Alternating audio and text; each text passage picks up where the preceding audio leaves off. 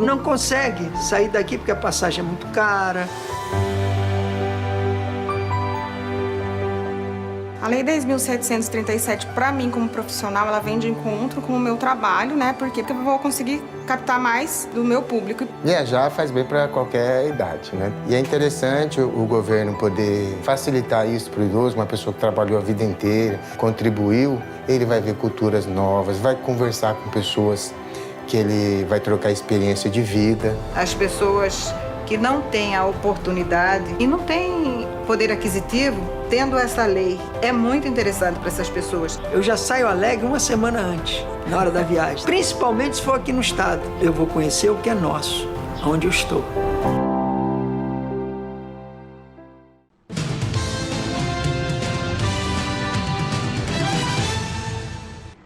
Olá, você sabia que apenas uma infração de trânsito, dependendo do grau de gravidade, pode fazer você perder o direito de dirigir, você motociclista, especialmente, e você motorista? Sobre este e outros assuntos nós vamos conversar hoje com a advogada especialista em direito de trânsito, Alessiane Sanches, que é também uma parceira aqui nossa no RD News. Obrigada por ter aceito o nosso convite, Alessiane. Eu que agradeço, ou seja, a gente trazer informação à sociedade sempre é importante, porque a gente percebe muita desinformação ou ainda muita informação realmente passada errada às pessoas. Então, toda vez que a gente tem a oportunidade, a gente agradece muito por poder contribuir. Vamos já falar desse tema que a gente já anunciou aqui sobre essa situação, né? Quais são as infrações que apenas em uma infração, né, uma fiscalização, a pessoa for pega, ela pode perder a carteira dela? Olha só, diversas infrações que a gente tem no Código de Trânsito brasileiro, elas vão somando pontos, né? Quando se atinge 20 pontos, a pessoa tem uma suspensão do direito de dirigir.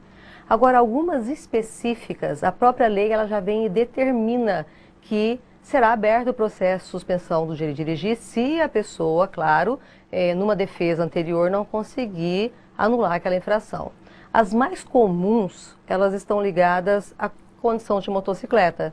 A gente vê muito a questão de motociclista sem capacete, ou com menor de 7 anos em moto, ou empinando uma moto, ou com farol apagado. Então a gente pensa que são coisas bobas, mas apenas esta infração ela já é suficiente. A questão de um motorista, frenagem brusca, derrapagem, a questão da própria alcoolemia, todas elas, de forma isoladas, já geram a possibilidade da suspensão do direito de dirigir. Então não precisa aguardar os 20 pontos, né? Isso a pessoa se confunde muito essa questão. Mas eu não tenho nenhum ponto na minha carteira. Exatamente. E fui suspenso. Exatamente. Outra coisa que também a gente vê muitas pessoas falando, nossa, mas por que são só 7 pontos? É a questão da velocidade. Porque a velocidade, ela tem 3 estágios. Quando você trafega até 20%, né, daquilo que é o permitido, ou entre 20 e 50, você leva infrações, você não leva nenhuma uma possibilidade ali de uma suspensão, leva pontuações. Agora, trafegar acima de 50% daquilo que já é permitido, também já é suspensão do direito de dirigir. Então, a velocidade a gente percebe muito em condições de radar. Às vezes a gente tem uma lombada eletrônica de 40 km/h, a pessoa, mas eu passei 60 e pouco. Suspensão do direito de dirigir, se não conseguir fazer a anulação daquela infração. Então, por exemplo, em Cuiabá, nas vias que são um pouco mais rápidas, né, Miguel Sutil, por exemplo, que tem os radares, é 60 por hora. Se ele passar a 100 por hora ali, já extrapola 50%. Já foi. E uma coisa muito importante também, assim, que a gente tem que lembrar e tem que saber, é que tem muitos lugares que, embora a gente entenda que é uma via mais rápida, Miguel Sutil, ela é uma via arterial, ela não é uma via de trânsito rápido, embora o povo ande rápido, né? Sim. Mas é uma via arterial. E tem lugares específicos que a sinalização diminui. E muitas pessoas continuam achando que são 60 km/h quando tem lugares que são 50. Isso ocorre muito comum ali na condição da Isaac Povas, que a gente tem vários, né, radares a cada cruzamento, onde as velocidades são 50 e as pessoas estão crentes que são 60. Aí acabam passando, por exemplo, a 58. Falou, não, é 60. Quando nós temos radares, o que acontece? Existe uma margem de desconto de 7 km horários até 100 km. Então, se a pessoa passou a 58, ela vai cair lá a 51. Então, ou seja, por causa praticamente essa margem, por causa de ela deixou de levar, aliás, ela levou a infração, que seria 50. Então, muita gente vê, quando a gente pega os autos de infração, velocidade, 58, a que foi aferida, a considerada 51, qual que era regulamentada? 50. Eles acham que estão dentro da velocidade, quando na verdade eles esquecem de ver a sinalização. Então, aí só vai perceber isso depois que chega os autos de infrações sucessivos em casa. Aí que desconfia, poxa, lá tinha uma sinalização que me indicava que era uma velocidade menor. E aí foi um caso de desatenção, né? Porque onde tiver radar, tem que ter, é obrigatória essa sinalização. Não, na verdade é obrigatória a sinalização da velocidade, não que o radar exista. Ah, sim. Tá? É uma coisa que também já caiu por terra, porque há um tempo atrás existia necessidade de colocar que tinha fiscalização eletrônica. A gente percebe que Cuiabá coloca que tem fiscalização eletrônica, mas se eles não quiserem colocar e apenas colocar a placa, ou seja, obedeceu a placa, você não tem possibilidade de levar a infração. Então, a gente vê muitos recursos, inclusive, nesse sentido. Ah, mas não tinha placa dizendo que tinha radar. Não precisa. Tem que ter a placa. Gente, porque a gente acha que é obrigatório, sim, não aí quer seguir só a indicação do radar, né? Não, a única coisa que você é obrigado, nesses tipos de radares fixos, que é o nosso caso aqui, é ter a placa indicando a velocidade da via. Não que existe radar na via. Ali na saída de Cuiabá, entrando no que é a Ponte Nova, existe um radar ainda, né? E não tem sinalização ali. Pelo que eu saiba, você indo pela Miguel Sutil, terminando a Miguel Sutil, você pega a Ponte Nova, tem ali o pardalzinho quietinho e não tem nenhuma identificação do radar. Mas isso é normal. Então isso é regular, é correto, né? Porque muitos motoristas acham assim que tem que ter essa obrigatoriedade. Basta apenas ter a sinalização. Isso é importante. Sinalização de quê? Da velocidade que a via está permitindo o condutor. Então, qual é a velocidade? É aquela que ele viu na placa. Quando muda a velocidade? Quando tem uma outra placa que muda aquela velocidade anterior. Tá? Mas não é obrigatório ter, não. Agora, digamos, já que a gente está nessa seara aí de multas, né, por radares, enfim, a pessoa recebe a multa em casa, né? Ela tem o direito de recorrer dessa multa? Mesmo assim, ela pode até saber que realmente ela estava naquela velocidade, ou ela pode, de repente, dizer que não, mas como provar isso? Como é que é essa questão de recurso, então, Aliciane? Todos os recursos, qualquer pessoa que não concorde com a infração, ela tem direito a fazer recurso, tá? É lógico que para dentro do recurso há necessidade de quê? De você comprovar que aquilo não ocorreu. E mesmo algumas coisas que ocorreram, mesmo assim é possível a anulação das infrações, mesmo ocorrendo. Quando que isso é possível? Isso é possível quando a autoridade de trânsito ela deixa de cumprir alguns requisitos dentro do auto de infração. Então, um exemplo, a pessoa, por exemplo, fez um teste de alcoolemia, só que porventura aquele bafômetro não estava calibrado ou ainda não estava ferido. Então, ela estava sob condição de talvez embriaguez? Sim, mas a administração pública também tem que cumprir o papel dela. Ele estacionou no local inadequado, ok, mas foi colocado, qual foi a placa que ela desobedeceu? Ou seja, tudo tem que ter a formalidade. Se não tiver, mesmo o fato ocorrendo, é possível sim o condutor ter deferimento, êxito no seu recurso. E onde que ele entra com esse recurso? Bom, aí vai depender. Vai depender de quê? Onde foi que aconteceu a infração? Foi uma infração, Aliciane, estadual. Então, ele vai entrar no DETRAN. Aqui quem aplica as infrações estaduais, no caso, é a Polícia Militar, porque tem convênio com o DETRAN. É possível a CEMOB, que é o município, aplicar uma infração estadual? Aqui é porque existe convênio. Se não existisse convênio entre o Estado e a Prefeitura, aí não poderia um aplicar para o outro. Mas como tem convênio, um aplica em nome do outro e, lógico, a autoridade de trânsito, que é responsável por aquele auto, é ela que toma para si todas as responsabilidades. Levei uma infração por estacionamento. Quem aplicou? Foi a CEMOB. Então, eu vou até a CEMOB. Né? Ali é possível, se estiver dentro de um prazo inicial ainda, fazer uma defesa prévia. Se a sua defesa prévia foi indeferida, você ainda assim é possível fazer ainda para a Jari, que já é, vamos dizer assim, um dos componentes, né, do Sistema Nacional de Trânsito, que seria um órgão imparcial. Porque a defesa prévia, você diz para a própria CEMOB, olha, CEMOB, não foi assim que aconteceu, eu tenho prova assim. Se diz para a própria autoridade que te autuou que não foi daquela forma. Ela pode, ou seja, aceitar ou não os seus argumentos. Se ela não aceitar, aí você vai para um órgão que ele é imparcial, que seria a Jari. Seria como uma segunda instância da justiça? Na verdade, não seria semelhante. como uma segunda instância, porque a segunda instância na esfera administrativa é o CETRAN. Então, nós temos a defesa prévia para a autoridade, aí nós temos a primeira instância, que é a Jari, aí a segunda instância, que é o CETRAN. Na esfera administrativa é assim que funciona. Na verdade, são 3 defesas, mas considerado como primeira instância, vai vir a Jari. Ah, tive uma infração da Polícia Rodoviária Federal. Então, você vai ter que na Polícia Rodoviária Federal, colocar esse auto. A gente vê muito isso acontecer. A pessoa pegar, fazer um recurso e colocar no órgão errado. Então, isso não pode acontecer. Prazo. Exato. Alessiane, eu moro em Cuiabá, eu tive uma infração quando eu estava viajando lá para Santa Catarina.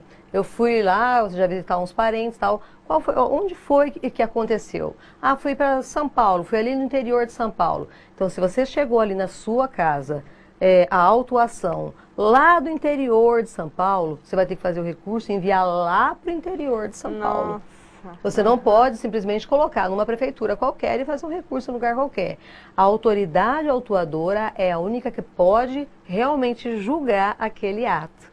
Então, você vai colocar via Correios, ou você vai pedir para alguém lá fazer esse recurso, algum procurador, e colocar dentro disso. O cidadão, o próprio cidadão consegue fazer ou seria mais interessante, de repente, até contratar um advogado? Olha, se ele tiver o conhecimento de base legal, ele pode fazer. Mas o que a gente percebe hoje muito? Que as pessoas, elas contam a história, elas não comprovam os fatos. Então elas dizem, olha, não fui eu, não era bem assim, não estava estacionado desse jeito, era meu irmão. Ou seja, elas entram com o recurso contando a história e não falando, olha, essa infração ela não pode continuar no mundo jurídico por causa disso. Ou seja, que são os aspectos legais, que é o que geralmente a população, vamos dizer, na maioria, não conhece, né? E é por isso que às vezes é indeferido. Mas assim, isso leva tempo, né? Se for subir todos esses graus administrativos, né? A pessoa tem que pagar a multa, ela consegue depois, se for provido o pedido dela, ela consegue essa restituição? Como é que é essa questão? Olha só, no momento da defesa prévia, esse valor não está sendo cobrado ainda, porque o momento da defesa prévia, ela não tem multa, ela tem uma infração que pode se tornar em multa se passar do momento daquela defesa prévia, ou ela perdeu ou ela não entrou com a defesa. Mas para poder entrar com a defesa, precisa pagar? Não precisa pagar. Nenhum grau? Não, porque antes, para o CETRAN, era necessário pagar a primeira multa. Hoje, isso aí já caiu por terra e faz muito tempo, não precisa pagar. Agora, mas Alessiane, eu estou vendo uma infração aqui que se eu pagar até a data, eu tenho 20% de desconto. Eu posso pagar essa infração e recorrer depois dela? Pode. Aí sim o Estado restitui, tá? Então ela pode optar por isso, ainda mais quando for bem temerosa a condição da infração, ou seja, que não tem talvez muitos, tem indícios, mas não tem tanto peso para talvez deferir o pedido da pessoa, ela fala assim, não, acho que eu vou pagar. Por exemplo, uma alcoolemia, que ou seja, uma multa de quase R$3.000, que tem um desconto de R$600 se você pagar até a data. Então, ela pode fazer isso sim. Ah, sim. E quanto tempo, em geral, ela espera, digamos, para vir uma resposta desses recursos? Olha, isso é relativo de cada órgão, né? Tem órgão que julga uma defesa prévia em 30 dias, tem um órgão que já julga uma defesa prévia em 90. Não tem na lei essa regulamentação? Não, na verdade, o que acontece? Quando não for julgado em 30 dias na Jari, tá? Porque defesa prévia não tem esse prazo. Quando não for julgado em 30 dias na Jari, aí é o que a gente faz o quê? A gente entra e faz um pedido de efeito suspensivo. Para, olha, enquanto vocês não decidem, por uma força maior, por questão talvez de número de trabalho, a pessoa ela não pode parar a vida, ela não pode deixar de licenciar o seu veículo, ela não pode deixar de ter a sua vida normal, porque o Estado não está conseguindo cumprir com o prazo que a lei diz. Então, há um tempo atrás, vamos dizer muito tempo, não se dava esse efeito suspensivo. Hoje os órgãos eles já estão tranquilos quanto a isso. Já chegou no entendimento que realmente é necessário fazer isso. Aí eles dão um efeito suspensivo, a pessoa continua tocando a vida até chegar o resultado daquele recurso. Bom, a gente está falando de questão de multas, né, mas a gente iniciou falando da suspensão daqueles que cometem infrações, né, consideradas mais graves. E assim, e essa pessoa que teve a sua suspensão da sua CNH, que procedimentos ela tem que fazer para ela retomar? Ela tem que passar pela escolinha de novo? Como é que é? Existe, né? Isso é para cassação da carteira? Como é que é Então, depois de quem foi suspenso? Para chegar a um processo de suspensão, mesmo assim ela tem direito a essas defesas iniciais que eu te falei. E passando por todas essas defesas iniciais, aí a partir desse momento, se ela não teve êxito em nenhuma delas, aí o órgão competente, independente de quem aplicou a infração, independente de qual autoridade, mesmo que foi o DENIT, PRF, o órgão competente para abrir o processo de suspensão é o DETRAN. Aí, aberto o processo de suspensão, aí também, mesmo assim, dá-se o direito a pessoa fazer a sua defesa. Ela faz a defesa também no processo de suspensão. Se não tiver êxito nesse processo de suspensão, aí o DETRAN, né, ou seja, convida essa pessoa a entregar a carteira no prazo aí de 48 horas e ela passa a cumprir o processo de suspensão. Qual é o prazo do processo de suspensão? Depende do que foi que ocorreu. No caso de alcoolemia mesmo, 12 meses fechado, não tem nem como diminuir. Então, ela cumpre o prazo, ela faz a escola de trânsito, ela faz uma prova. Sendo aprovada nessa prova, aí ela pode pegar novamente a carteira, mas depois de de cumprir todo o processo. Detalhe, se neste momento que ela estiver em processo de suspensão, ela for flagrada dirigindo, aí entra o processo de cassação. Que daí serão 2 anos sem poder dirigir.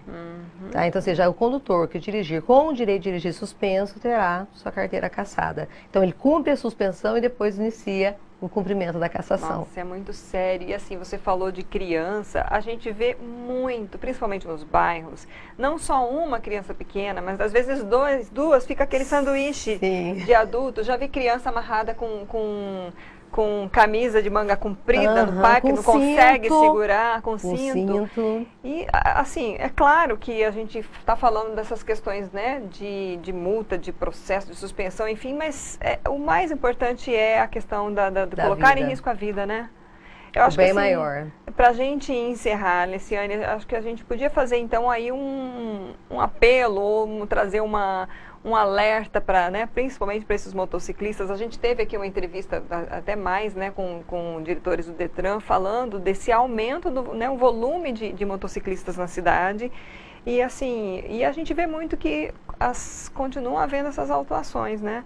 Então, assim, queria que você deixasse aí um alerta, né, para a gente encerrar aí, principalmente agora, final de ano, tá todo mundo nervoso no trânsito, né? Já amanhece nervoso, gente. Hoje, vindo para cá, eu vi já uma colisão, né? Aí eu falei, nossa, tá difícil, né? Assim, até é bom que você fala a respeito disso, porque vou falar aqui, né, até direto. O que a gente percebe? Que tem que existir um conjunto, ou seja, tem que ter a questão da educação para o trânsito, que é exigido por lei, mas só que não se aplica dentro das escolas, mas é exigido por lei. Tem que existir, do outro lado, a autoridade, ou seja, a administração pública. Tem que existir a conscientização dos pais, porque às vezes o pai pega a criança lá no colégio, joga a criança para o banco de trás e fala, entra logo, menino, fica aí. Ou seja, não colocou no cinto, não colocou em nada. Às vezes na escola a gente vê uma educação para o trânsito, tipo, olha, você tem que passar na faixa de pedestres. Aí a criança entende, tem que passar na faixa de pedestres. Aí ela tenta achar onde é que está a faixa de pedestres. Por quê? Porque também a autoridade, que é responsável, também às vezes não coloca essa faixa de pedestre. Ou deixa ela sem condições para poder ter visibilidade. Apagada, ou seja, não coloca a placa para os motoristas que existe aquilo lá. Então, não é só um ponto, é um conjunto. Porque a educação ela não se forma a partir de um dos lados. Se não tiver todo um sistema envolvido, não tem como. Agora, a questão de crianças em motocicletas realmente é um perigo absurdo. porque a própria motocicleta já é o para-choque, né? Ou seja, onde bate já fica. Uma vez me preocupou muito, eu trafegava atrás de uma motocicleta que tinha uma criança e ela estava visivelmente com sono, caía a cabecinha. Eu falava, meu Deus do céu, ou seja, como vai chegar essa criança? Aí eu ultrapassei a motocicleta, baixei o vidro, chegou numa rótula, falei, pai, a criança está com muito sono. Então, assim, dava para poder mostrar que a qualquer momento aquela criança caía. Então, daí você vai para uma questão social. As pessoas falam, não, mas é porque é o único meio de transporte que eu tenho. Mas você não pode arriscar com um bem maior, né? Você vai ter que se adequar, não tem como. Você não pode carregar. Tem situação que a gente vê só os pezinhos, né, da criança, assim. O braço deixa a criança de frente, o pai na frente, a gente vê só os pezinhos. A gente fala, meu Deus, que guarde, né? Dá um desespero na gente, É verdade. Né?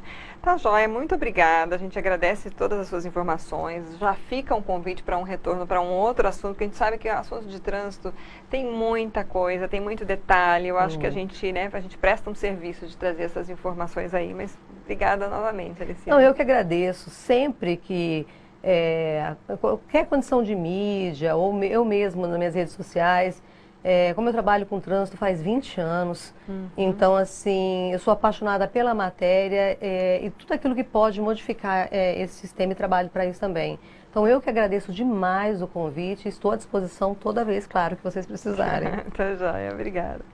Nós conversamos com Aliciane Sanches, advogada, especialista em direito de trânsito. Então, essa entrevista vai ficar disponível no nosso canal do YouTube, com chamadas nas redes sociais e também a entrevista na íntegra no site RD News, RD TV. Então, convido você a compartilhar, gente. Vamos ajudar a divulgar informações, orientações, principalmente para quem arrisca a vida do seu filho, da sua família, a própria vida, às vezes dirigindo alcoolizado, ou nessas situações que a gente apontou aqui, né, de colocar em risco crianças pequenas em motocicletas. Então fica esse apelo para você, curta e compartilhe, principalmente nos nos grupos de WhatsApp que tem esse fim, né, de compartilhar informações. Ao invés de ficar mandando um monte de coisa, né, vamos ajudar a divulgar o que é importante e necessário. Obrigada então pela sua audiência e a gente se vê na próxima.